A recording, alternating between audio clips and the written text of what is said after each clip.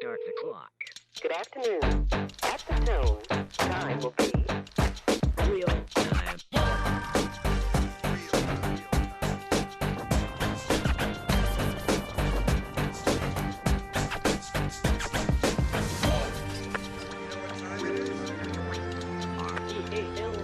Welcome back to another episode of the Supercoach Reddit 50k. Nick Ness back with you after a week off, and it's just a cruel game, this one, and it's so frustrating. Last week, I was tossing up. I was basically bringing Jolly in all week, and then last minute I decided to bring in Jeremy Cameron instead. And you know the story: Cameron spuds up a 23 point game, and Jolly goes on to score a 150 plus. And I soaked up all week, so there was no video there. But we're back this week. That's the main thing.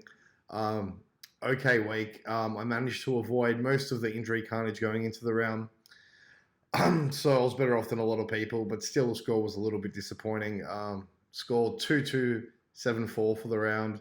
Enough to get into the top 10,000 for the first time. So we're now ranked 8-8-8-4. So that's not too bad, looking at the bright side of things. So with that said, let's just take a look at the team. So this round was basically filled with people that just went really big and a lot of rookies that didn't. That sort of affected score. So there's a lot of high scores out there this week.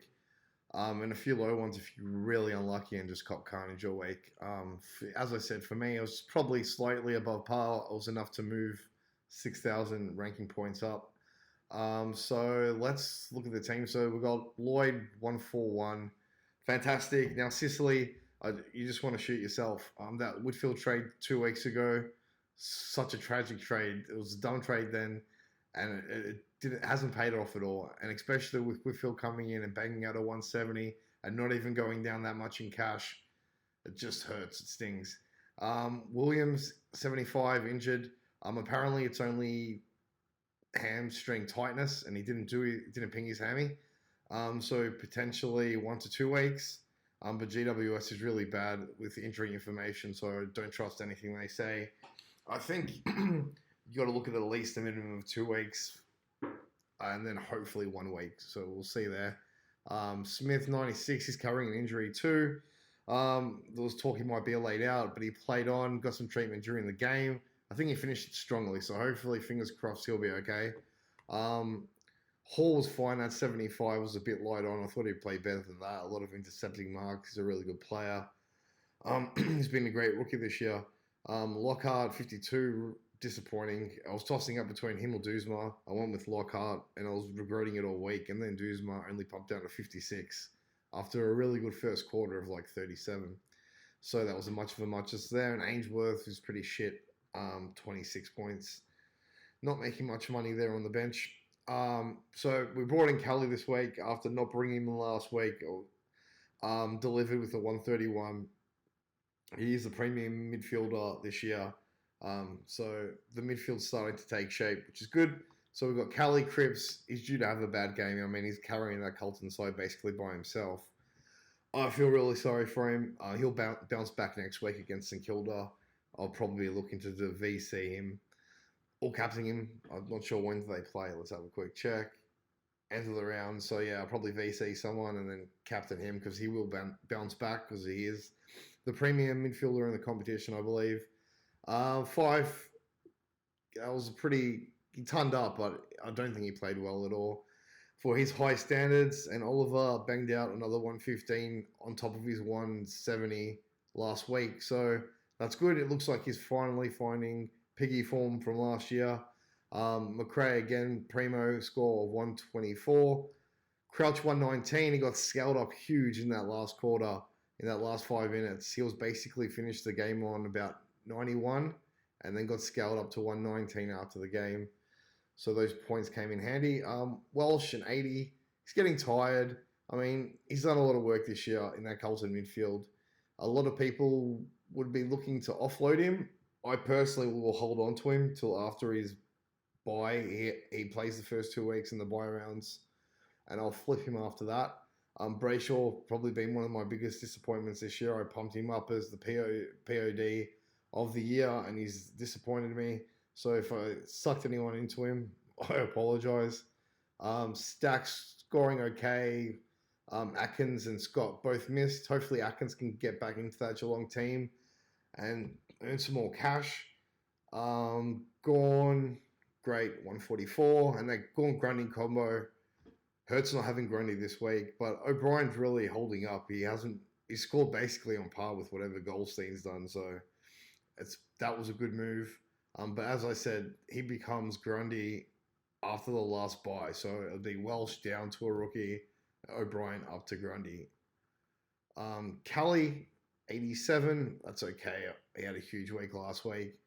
Cameron, who we brought in last week and he killed us, didn't kick a goal and scored 108, so we'll take that any day of the week. Dangerfield, 115, proppy ankle though, came off at the end of that fourth quarter. Hopefully he plays next week. They might give him a rest though. He looks pretty banged up. Probably could use the week off. Heaney, 116, back in the good books. Looking a lot healthier. Been carrying an ankle injury basically since round one. Marshall's been great ever since the week off through illness. It's been a good pickup for his price, and hopefully he's a keeper. Baker, 54, disappointing. I was tossing up between him and Bolter. At the end of the day, I just went with the player that had the better average, and that cost me 50 points this week. You know, what can you do? It's a toss-up, and it's kicking the balls when it doesn't go your way. So yeah, that's the team. As far as bringing in players, there's not players on the bubble. There's a few players that debuted this week, and I think we're going to have to go early on some of them. So the rookies that played this week that I'm sort of interested in, the first one being Young from St Kilda. I don't think he's going to be scoring like ridiculous amounts. He scored a 69 this week, and I think if you can average between 60 and 70, that's sort of a good deal. But I think he can hold his spot at least until after the buys, which is going to be real handy. So I'll be looking to bring him in for Baker or Petrocelli. I ideally tried, I'm like 10k short of doing that trade and then doing Duzman or Whitfield. So Whitfield's going to have to wait a week. The other one is a midfielder from Brisbane, Hinge, 102 midfielder. I'll probably bring him in next week if he gets another game and gets named again for his third game. Probably Atkins comes out for him. And then we do Duzma to Whitfield next week. So they'd be my trades. Darcy Fort's another interesting one. Geelong Rock. But the way my team's structured, I just really can't get him in because I don't want to trade him for O'Brien because there's going to be a big point differential there. And already not having Grundy's hurting me. But if you've got O'Brien at Ruck 3, it's just a no-brainer next week to do him downgraded to Fort, bank the cash, and you can sort of primo upgrade any of your other rookies from all the money that you made from Big Rob. Well, that's about it for this week. I will do another top 10 video on Tuesday. So we'll look at the top 10, look at the players in there, in everyone's teams, and sort of, yeah, it was a fun experiment last time, and everyone seemed to like the video. It'll be interesting to see how much everything's changed. I've kept all the stats from 2 weeks ago, so it'd be interesting to see the difference, what players have come in and how many teams have gone into the top 10 and out of the top 10. But yeah, so I hope you guys had a good week and avoided most of the carnage, and we'll see you Tuesday with the top 10 video. Cheers.